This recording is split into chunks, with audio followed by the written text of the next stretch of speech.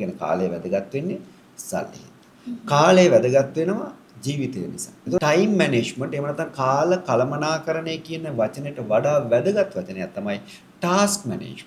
ලක්ෂ 50ක් දීලා Rolex ඔරලෝසුවක් බැන්දත් රුපියල් 2500ට සාමාන්‍ය ඔරලෝසුවක් බැන්දත් කාලය එකයි. ඔක්කොටම තියෙන්නේ පැය 24. තේරුණාද? එතකොට ඒ පැය 24 කළමනාකරණය කරන්න ඔරලෝසුවේ ගාන වැඩක් නැහැ. ඒ වුණාට යම් කිසි පුද්ගලයෙකුට පුළුවන් නම් ඒ පැය 24 ප්‍රොඩක්ටිව් කරගන්න. ඒ පැය 24 හොඳට මැනේජ් කරගන්න එයාට හැකියාවක් එනවා ලක්ෂ 50ක Rolex ඔරලෝසුව බලන්න.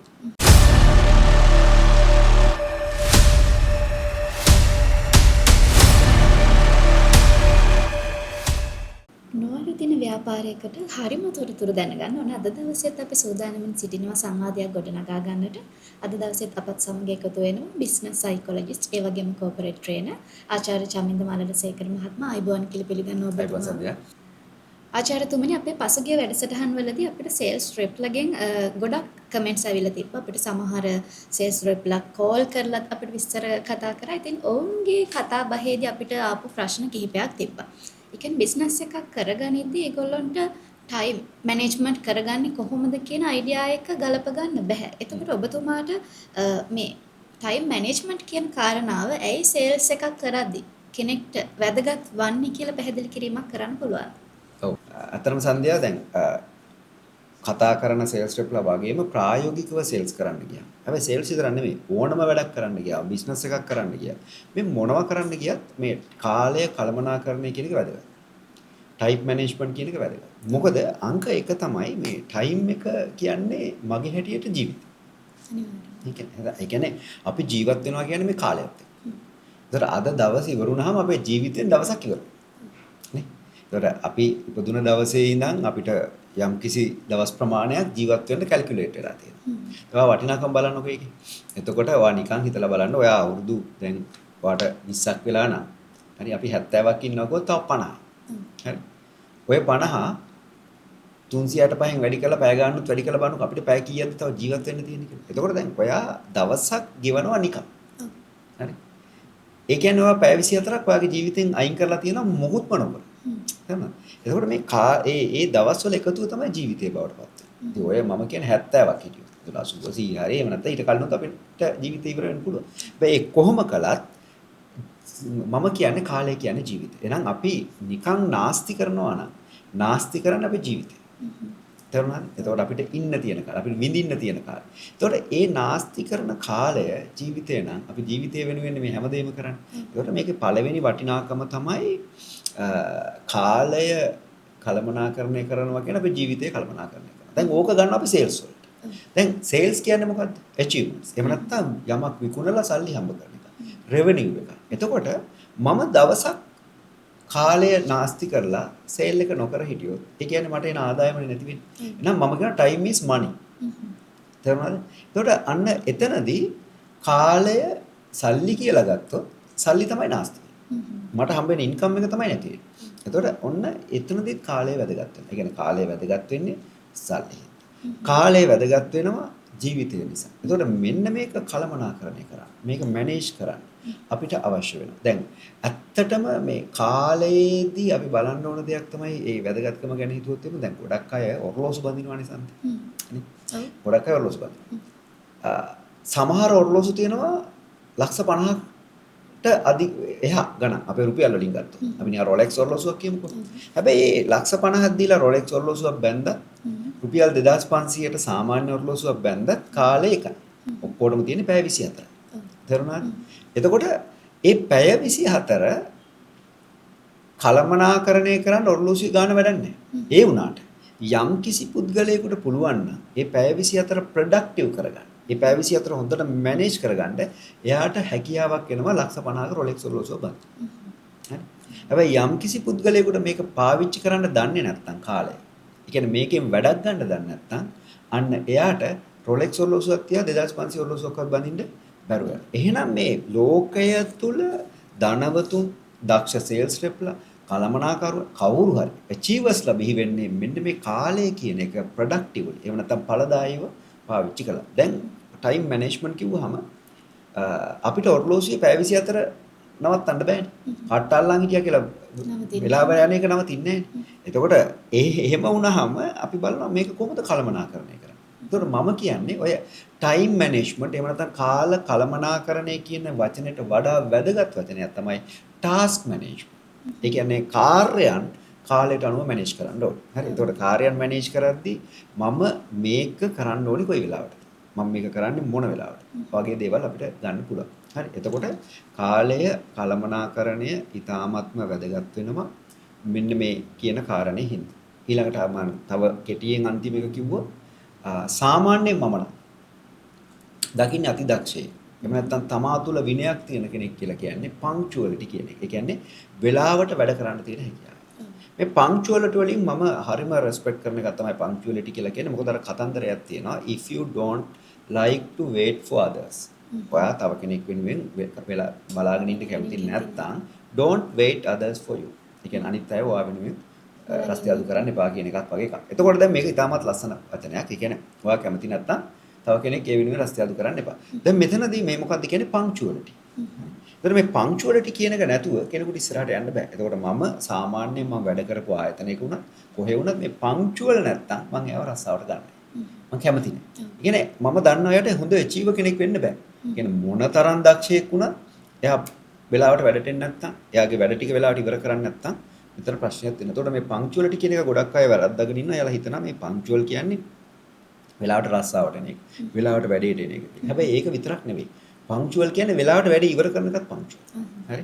ඒ කියන්නේ ආරම්භ කරන එක විතරක් නෙවෙයි. ඉවර වෙන්නත් ඕන. ඒ වගේම ඒ අදාළ කාලය තුල නිමා කරන. ඒ කියන්නේ දීලා තියෙන ටයිම් ෆ්‍රේම් එක ඇතුළේ ඉවර කරන. අන්න ඕකට තමයි අපි පංක්චුවල් කියලා කියන්නේ. ඒතකොට ඕනම වැඩක්. දැන් අපි දෙන්න කරන මේ පොඩ්කාස්ට් එක අපිට විනාඩි 15 නම් අපි 15 ඉවර වෙනවා. අන්න ඒකද පංක්චුවල් කියන්නේ. දැන් එතකොට අපි මේක විනාඩි 25ක් ඇදගෙන ගියොත් අහගෙන ඉන්න අයටත් එපා වෙනවා. දැන් එතකොට අපි දෙන්නත් එපා වෙනවා. එතකොට ඒක කරදරයක්. ඒ හින්දා අපි පංක්චුවල් වෙනවා. ඒ හින්දා පංක්චුවල් කියන්නේ වෙලාවට ආරම්භ කරලා. එතකොට මම කියන්නේ ඒකයි. මේ හැම තැනකදීම අපි කතා කරන්නේ ජීවිතය ගැන සල්ලි ගැන. එහෙනම් සේල්ස් රෙප් කෙනෙකුට වගේම ඕනම ව්‍යාපාරිකයෙකුට මේ ටයිම් මැනේජ්මන්ට් කියන එක වැදගත්. ආචාර්යතුමනි කාලය ජීවිතය තරම්ම වටිනවා. ඉතින් මේ කාලය කොහොමද සේල්ස් රෙප් කෙනෙක් එහෙම නැත්නම් සේල්ස් එක ඉන්න කෙනෙක් කළමනාකරණය කරගන්නේ?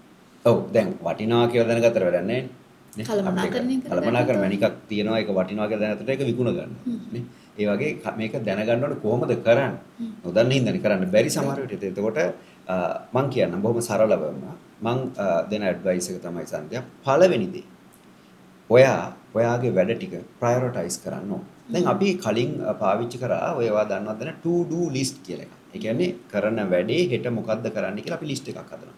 අපි කරන to do list. ඔක ෆෝන් එකේ ගහලා බලන්න to do list කියලා එනවා. හරි? එතකොට දැන් ඉස්සරහ තරම් දැන් සංකීර්ණ නැහැ apps ඕන තරම් තියෙනවා. දැන් මේ to do list එක මම කියනවා දැන් යූස් කරන්න එපා. ඔව්. හරි. මම කියනවා දැන් මේ to do list එක අයින් කරන්න. ඒකට හේතුව මේක දැන් යල්පන ගිහිල්ලා තියෙන. ඒකට හේතුව තමයි to do list එකක් අපි පාවිච්චි කරාම අපි list එකක් ලියන් යනවා උදේ ඉඳන් පල්ලයට උදේ 5 නැගිටපු වෙලාව ඉඳන් කරන වැඩ ටික අපි වැඩ ටික කරගෙන යනවා. අපිට සමහරට අන්තිමේට දාගෙන වැඩේ ගොඩක් ඉම්පෝර්ට්. අපිට ඒක මිස් වෙනවා. ඒතර අපි ආතතියටපත් වෙනවා. දැන් මේ to do list කියන concept එකෙන් අයින් වෙලා ඔබට සාර්ථක වෙන්න ඕන නම් හොඳ දක්ෂ sales rep කෙනෙක් ව්‍යාපාරිකයෙක් වෙන්න ඕන නම් ඔබ යන්න priority list කියන එකට. දැන් මේ priority list කියලා කියන්නේ මොකද්ද? අනිවාර්යයෙන්ම ඔයාට කළ යුතු වැදගත්ම වැඩේ උඩටම දාන්න ඕනේ list එක. ඒ කියන්නේ මට මේක අද කරොත් මට මේකෙන් එන ලාභය වැඩි. මේකෙන් එන සේල් එක වැඩි. දැන් උදාහරණයක් විදිහට sales rep ලා ගැන අපි කතා කරන් යන්නේ. දැන් sales rep කෙනෙකුට පුළුවන් එයාගේ අද දවසේ බලන් ඉන්න customers ලා ටික list කරාම එයාට වැඩිම business එකක් දෙන්න පාරිභෝගිකයා කවුද? අන්න එයාට වැඩි priority එකක් දෙන්න. තේරුණාද? ඒ කියන්නේ එයාට තව referrals දෙන්න, තව කට්ටියව අල්ලලා දෙන පාරිභෝගිකයා කවුද? අන්න එයාට වැඩි අවධානයක් දෙන්න ඕනේ. දැන් අපි බැරි වෙලා හරි අඩු business එකක් දෙන පාරිභෝගිකයෙක් දිහා බලලා එයාව උඩටම දාගෙන ඇවිල්ලා අපිට අර වැඩිම එකන මිස් වුණොත් අපේ වැඩේ අසාර්ථකයි. ඒ නිසා අපි වැඩිම එකනට ප්‍රයොරිටි දෙන්න ඕනේ. එතකොට මම ඒකට කියනවා ප්‍රයොරිටි ලිස්ට්. එහෙනම් අපි මුලින්ම සර්විස් එක දෙන්න ඕනේ, බලන්න ඕනේ, මේ දේවල් කරන්න ඕනේ. අර වැඩිම සේල් එකක් දෙන පාරිභෝගිකය. එතකොට පළවෙනි දේ තමයි මේ ටයිම් මැනේජ්මන්ට් එක හරියට කරනවා ප්‍රයොරිටි ලිස්ට් එකක් හදාගන්න. ඒක තමයි ඒක. දෙවෙනි කාරණේ ඔක හදන්න ලේසි නෑ. ඒක හදන්න මම කියන්නම් ක්‍රමේ ඔයා ගන්න පොඩි කොලයක්. අරගෙන ඊයේ දවසේ 5 ඉඳන් රෑ 9 වෙනකන් ඔයා කරපු වැඩ ටික පිළිවෙලට පල්ලයට ලියන්න. හරි? මේක ඉතින් පැය භාගයට වගේ බ්ලොක්ස් වලට කඩාගෙන කරා. දැන් මේ ටික පල්ලයට ලියලා ඔයා බලන්න මේ වැඩ ඔයාට ඉම්පෝර්ටන්ට්ද නැද්ද? ඔයා ඉස්සරහින් පොඩි නෝට් එකක් දාගන්න. ඊයේ දවසේ ඔයා කරපු වැඩ ටික ඉම්පෝර්ටන්ට්ද නැද්ද? ඊට පස්සේ ඔයා ඊළඟ කොලම් එකේ ඔයා දාගන්න මේ වැඩේ හැමදාම කරන එකක්ද ඉඳලා හිටලා කරන එකක්ද? දැන් උදාහරණයක් විදිහට ඔයා එක්සර්සයිස් කරනවා උදේ නැගිටලා විනාඩි 20ක්. දැන් මේක ඉම්පෝටන්ට් නේ. අපේ සෞඛ්‍යයට. ඊට පස්සේ එතනින් ඊළඟ කෑල්ලට අපි එනවා. ඊළඟ කෑල්ලට අපි ආවහම එතනදී මේක හැමදාම කරනවා. දැන් මේක හැමදාම කරනවා නම් මේක වගේ හැබිට් එකක්. හරි? මේක හැබිට් එකක් වෙලා තියෙනවා. හැබැයි ඔයාලට මීටින් එකක් තියෙනවා. මේක තියෙන්නේ මාසෙකට සැරයක්. ඒතකොට ඊයේ දවසේ මීටින් එක තිබ්බා. ඒතකොට මේක ඉම්පෝටන්ට් හැබැයි හැබිට් එකක් නෙවෙයි. දැන් ඔයා මෙන්න මේ විදිහට ලියන් ගියාම ඔයාලට තේරෙයි ඔයා සමහර විට කොයිතරම් අනවශ්‍ය දෙයට වෙලාව නාස්ති කරලාද කියලා. මම උදාහරණයක් විදිහට ඔයා ඊයේ පැය භාගයක් සෝෂල් මීඩියා වල ඉඳලා තියෙනවා. හරි? පැයක් සෝෂල් මීඩියා වල ඉඳලා තියෙනවා. ඒතර ඔයා ස්ක්‍රෝල් කර කර ඉඳලා තියෙනවා. දැන් ඔන්න වීඩියෝ ගේම් එකක් ගහලා තියෙනවා. මෙන්න මේ ටික ලිව්වම ඔයාලට තේරෙන්නේ මේක ඉම්පෝටන්ට් නෑ. හරි? හැබැයි හැබිට් එකක් වෙලා. ඔයා ඊයේ දවසේ ඔයාගේ යාළුවෙක් එක්ක කෝල් එකක් ඉඳලා තියෙනවා. මේක ඔයා බැලුවම හැමදාම වෙලා තියෙනවා. හැබැයි ඒක ඉම්පෝටන්ට් නෑ. ඒක අපිට අයින් කරන්න පුළුවන්. ඒකට ඔයා වෙලාවක් අයින් කරලා තියෙනවා. දැන් වැදගත්ම දේ තමයි යාළුවෝ ඉම්පෝටන්ට් නෑ කියන එක නෙවෙයි සන්දේ. යාළුවෝ ඕන. හැබැයි යාළුවා හැමදාම කෝල් එක පැය භාගයක් විනාඩි 45ක් ඉන්නවනම් ප්‍රශ්නයක්. තේරුණාද? ඒකින්ද දැන් ඒක ගැටලුවක්. දැන් තාත්තා කෙනෙක් ඉන්නවා වැඩ කරන, එයා ඉන්නේ ගෙදරින් පිට, එයා තමන්ගේ දරුවත් එක්ක විනාඩි 45ක් කතා කරනවා. ඒක කමන්නේ නැහැ. ඒක හැබිට් එකක් වෙන්න ඕනේ. ළමයාට තාත්තත් එක්ක කතා කරන්න එපා නේ. ඒතකොට ඒක හැබිට් එකක් වෙන්න ඕනේ. හැබැයි කොයිම වෙලාවකවත් අර වැඩ කර නැති සංවාදයක් යාළුවෙක් එක්ක කාගේ හරි ගැන කතා කරන්න ගොසිප් එකක් කතා කරන්න අන්න ඒක අපරාධ. එහෙනම් ඒක අයින් වෙන්න ඕනේ. හරි. එතකොට දැන් ඔන්න ඔය විදිහට අපිට පුළුවන් අපේ හදාගත්තාම අපිට අයින් කරන්න තියෙන දේවල් තියෙනවා. දැන් චිත්‍රපටියක් බැලුවා. හැබැයි ඒක හැමදාම බලනවා නම් කරදරයක්. හැබැයි ඒක සතියේ සැරයක් චිත්‍රපටියකුත් බලන්න ඕනේ. හරි. ඔන්න ඔය විදිහට තමන්ගේ ටයිම් ටික ලියලා අපිට පුළුවන් අනවශ්‍ය ඒවා ටික අයින් කරලා දාන්න. මේ විදිහට සතියක් මාසයක් මේ ඇනලිසිස් එක කරන්න. එතකොට ඔයාලට තේරෙයි ඔයා කොයිතරම් වෙලාවක් දවසට නාස්ති කරනවද කිසිම වැඩකට නැතිවල. අඩුම පැය දෙකක් උතන තියෙනවා. අන්න ඔතනින් ওই ටික අයින් කරන්න. අයින් කරලා බලන්න ඔයාට වැදගත්ම වැඩේ මොකක්ද? ඔයාට තියෙන වැදගත්ම ඒවට ප්‍රයොරිටි දීලා ඒ ලිස්ට් එක නිර්මාණය කරන්න. එතකොට ඇත්තටම සරලවම කිව්වොත් ඔයාටම තමයි සිද්ධ වෙන්නේ ඔය කාලය කළමනාකරණය කරගන්න. ඒකට පොඩි ඇනලිසිස් එකක් කරන්න. ඒ ඇනලිසිස් එක කරලා ඉවරලා ඒක මේව කරන්න. ඊට පස්සේ ප්‍රයොරිටි ලිස්ට් එකක් හදන්න.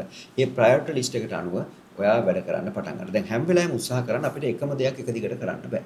හරි? එකම දෙයක් එක දිගට කරන්න බෑ.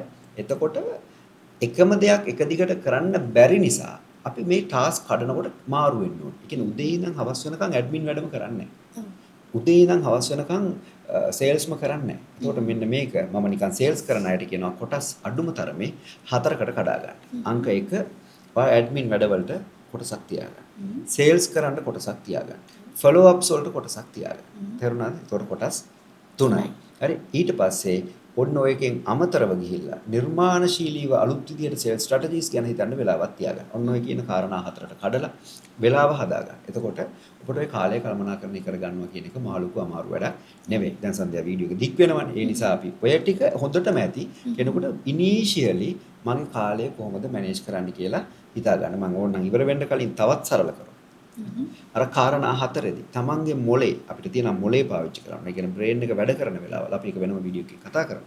හැබැයි ඒ බ්‍රේන් එක ප්‍රොඩක්ටිව් කරලා කොහොමද මේ ටයිම් එක මැනේජ් කරන්න වගේ කාරණා අපිට කතා කරන්න පුළුවන්. ඒක අපි වෙනම කතා කරමු. දැන් මම දැන් කියනවා ඔබ අඩුම තරම ඔබ ගැන ඇනලයිස් කරන්න ඔබේ වෙලාව ඇනලයිස් කරලා ඒකෙන් ප්‍රයොරිටි ලිස්ට් එකක් හදාගන්න අනවශ්‍ය වෙලාව අයින් කරලා ඒක ඉතුරු කරගන්න. ඊට පස්සේ මෙන්න මේ කියන ක්‍රම ටිකත් එක්ක ඔබ ඔබේ ඇඩ්මින් වැඩවලට වෙලාවක් ඊළඟට සේල්ස් කරන්න වෙලාවක් ඊළඟට ඔබේ ක්‍රියේටිවිටි එකට කියන අලුත් ස්ට්‍රැටජිස් හොයන්න වෙලාවක් ඒ වගේම ඒක ඇතුලේ වගේ සේල්ස් කියන මේ එක රෙෆරල්ස් වලට වෙලාවක් අයින් කරගන්න ෆලෝ අප්ස් වලට වෙලාවක් අයින් කරගන්න. අන්න ඒව එකම විදියට හදාගෙන මේ වැඩේ හරියට කරගෙන යන්න. ඒ විදියට තමයි හොඳම විදියට පුළුවන් වෙන්නේ අපිට කාලය කල්පනාකරණය කරගන්න. ඉතින් ඔබ සේල්ස් කරන සේල්ස් රෙප් කෙනෙක් විදිහට මේ වෙනතුරුම ඔබට තිබ්බනම් ගැටලුවක් කොහොමද කාලය කළමනාකරණය කරගන්නේ කියලා ඔන්න අද හොඳම විසඳුම ඔබට හම්බ වුණා. ඉතින් වෙලාවට වැඩේ පටන් ගන්න, ඒ වගේම වෙලාවට වැඩේ ඉවර කරන්නත් ඔබ වග කියන්නට ඕනේ. ඒ සමගින් අදට අපේ සංවාදය නිමා කරන ස්තුතියි ආචාර්යතුමනි අද දවසේ සම්බන්ධ වුණාට මේ වටිනා අදහස් ටික අපේ සේල්ස් රෙප්ලට බෙදා ගන්නට උදව් කරන්නට.